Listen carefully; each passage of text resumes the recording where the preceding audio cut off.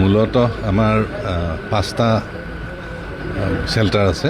5টা শেল্টাৰত প্ৰায় এতিয়ালৈ 2900 মানুহ হৈছে আৰু কিছুমান মানুহ স্থায়ীভাৱে যোৱাকালি আছে আৰু কিছুমান দিনত আহিছে, সেইকাৰণে নাম্বাৰটো অকণমান চুটি দীঘল হৈছে। কিন্তু আমাৰ এতিয়া বৰ্তমান পৰিস্থিতিত আমি আজি যি জিলা প্ৰশাসনৰ উদ্যোগত আমি ইয়াতে BTC ছেক্ৰেটেৰিয়েটত মাননীয় BTC ভাগ্ৰামা মহিলাৰী আৰু আমাৰ অসমৰ জ্যেষ্ঠ মন্ত্ৰী জয়ন্ত মল্ল বৰুৱা আৰু পৰিবহণ মন্ত্ৰী চৰণ বড়ো ডাঙৰীয়াৰ উপস্থিতিত আজি আমি যি শান্তি সভা পাতিলোঁ, তাত ইতিমধ্যেই আমাৰ আজি সকলোৱে একমুখী কৈছে যে শান্তি ঘূৰি আহিছে। আমাৰ মাজত ভুল বুজাবুজি যি সৃষ্টি হৈছিল, সেই ভুল বুজাবুজি আৰু এতিয়া থকা নাই। আশা ৰাখিছোঁ যে আমি আজি আৰু কালিৰ ভিতৰত আমি যিখিনি আশ্ৰয় লৈ আছে শিবিৰসমূহ আমি তেওঁলোকৰ মানুহখিনি ঘৰলৈ গুচি যাব পাৰিব। আৰু লগতে আমি যিবোৰ গাঁৱত এনেকুৱা ধৰণৰ এটা ভয় বা সন্ত্ৰাসৰ সৃষ্টি হৈছিল, সেইবোৰত আমি পুলিচ বা আমাৰ সেনা বা আমাৰ ৰেপিড একশ্যন ফ'ৰ্চৰ আমাৰ জোৱানসকল বা তেওঁলোকে তদাৰকী কৰি থাকিব। গতিকে আমাৰ তেনেকুৱা ধৰণৰ কোনো এতিয়া আৰু আমাৰ মাজত ভয় শংকাৰ কথা নাই।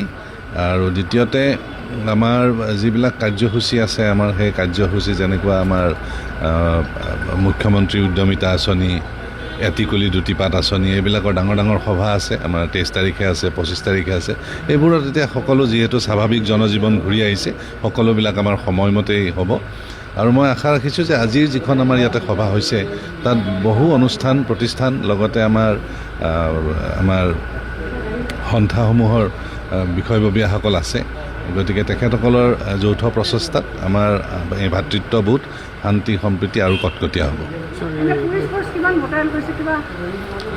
পুলিচ ফ'ৰ্চ আমাৰ আহিয়ে আছে, আচলতে আজিও আহি আছে। আমাৰ অলৰেডি আমাৰ শান্তি বিৰাজ কৰিছে।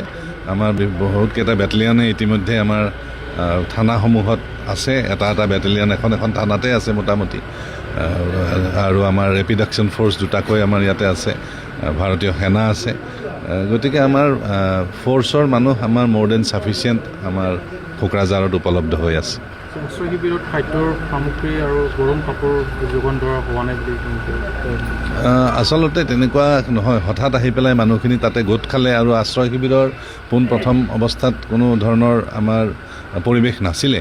কিন্তু তেখেতসকলে যেতিয়াই গোট খালে তেতিয়াই আমাৰ লগে লগে যোৱাকালি ৰাতি আমাৰ প্ৰত্যেকতে আমাৰ আশ্ৰয় শিবিৰত যিখিনি দৰকাৰ খোৱা বস্তুৰ পৰা আৰম্ভ কৰি মমবাতিলৈকে গোটেইখিনি যোগান ধৰা হৈছে। আৰু মই আশা ৰাখিছোঁ আজিৰ পিছত আৰু আমাৰ আশ্ৰয় শিবিৰৰ দৰকাৰ নহ'ব।